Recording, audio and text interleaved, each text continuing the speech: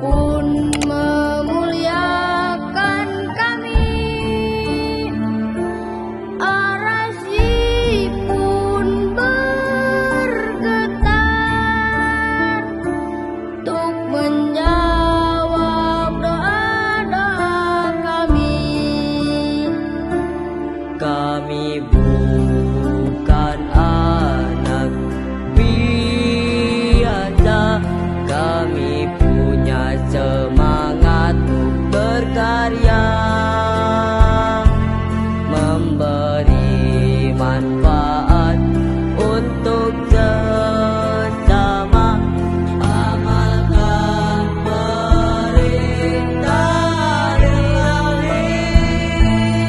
Ayah, ibu, tenanglah di sana, ku di sini kan hidup mulia.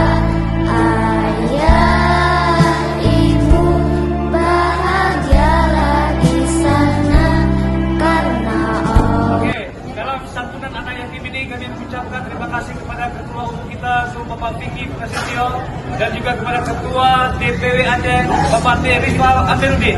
Kami dari Solidarity Squad.